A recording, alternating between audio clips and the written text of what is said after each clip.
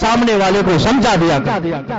اسی طرح غوث پاک کا خاندان ہے مارے راشد، کہہ دو سبحان اللہ۔ اللہ کیسی خان کا، کیسی خان کا اللہ، آپ کہیں جائیں گے تو ایک قطب ملے گا، دو قطب ملیں گے، لیکن مارے را پر اللہ نے اتنا فیضان جاری کیا غوث پاک کا، ایک ہی گنبد کے نیچے آپ کو 7 قطب نظر آئیں گے، اور وہ بھی غوث پاک کی عطا ہے بھائی۔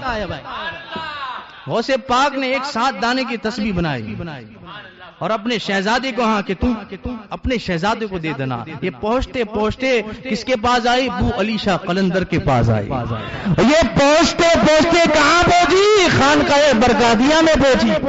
7 تسبیح کا مطلب کیا ہے؟ 7 تسبیح کا مطلب یہ ہے کہ ماریرا کی سرزمین پر 7 قطب پیدا ہونے والے۔ آج وہی 7 دانے کی تسبیح عرس قاسمی کے موقع پر اس تسبیح کی زیارت کرائی جاتی ہے۔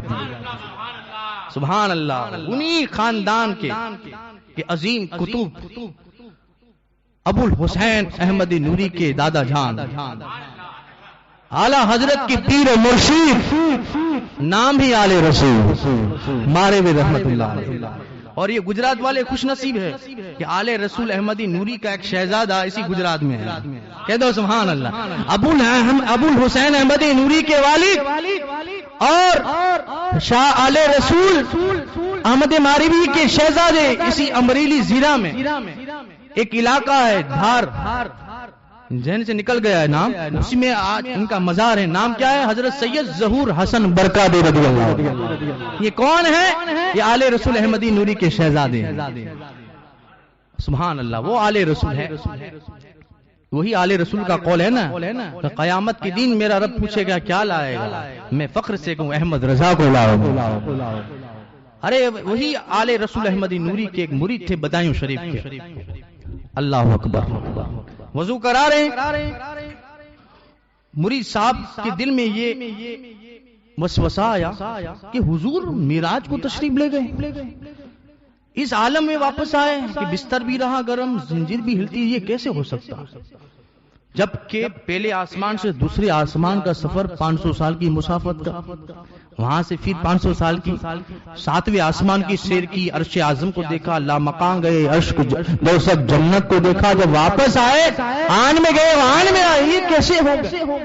اب آل رسول دل ہی دل میں مسکرا رہے تھے، میری خدمت کرنے والا اس اعتراض میں پڑ جائے، اس کو میں پریکٹیکل طور پہ سمجھا دیتا ہوں۔ اب رسول فرما لیا آل رسول احمد نوری نے اور کہا کمرے میں جاؤ، تولیہ پڑھاؤ، لے کے آؤ۔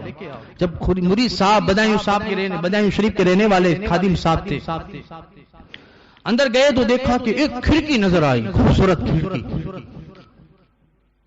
کھڑکی کے قریب گئے تو دیکھا باغ و بہار ہے، گارڈن ہے، باغیچے ہیں، تو باغیچے میں وہ چلے گئے۔ باغیچے میں گئے تو ایک شہر نظر آیا، سٹی نظر آئی، بازار نظر آئی، تو خادم صاحب وہاں چلے گئے۔ بزرگوں کا کہنا ہے وہاں جانے کے بعد آپ نے شادی کی، اولاد ہوئی اور 20 سال کا عرصہ گزار دیا۔ باغ میں گئے، شہر میں گئے، شادی کی، اولاد ہوئی، اور کتنے سال کا عرصہ ہوا؟ 20 سال کا۔ اور 20 سال کے بعد کان میں آواز آتی ہے خادم صاحب ابھی تک تولیہ لے کے نہیں آئے، ابھی تک تولیہ لے کے نہیں آئے۔ اب خادم صاحب جلدی بارگاہ پیر و مسجد میں جاتے ہیں تو کیا دیکھتے ہیں کہ چہرے پر، ہاتھوں پر وضو کے قطرات ٹپک رہے ہیں اور مسکرا کے فرما رہے ہیں خادم صاحب اب تو معراج کا مسئلہ سمجھ میں آ گیا ہوگا، اب تو معراج کا مسئلہ سمجھ میں آ گیا ہوگا۔ خادم صاحب عرض کرتے ہیں جب میرے جیسا گنہگار 20 سال کا عرصہ آنے واحد میں گزار سکتا ہے، میرے آقا کو بھی اللہ آنے واحد میں معراج کرا سکتا ہے۔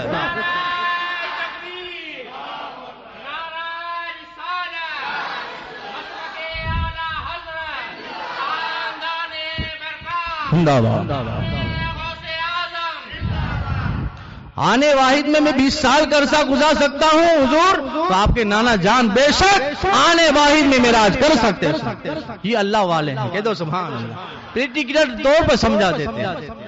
ایک بات اور یاد آئی،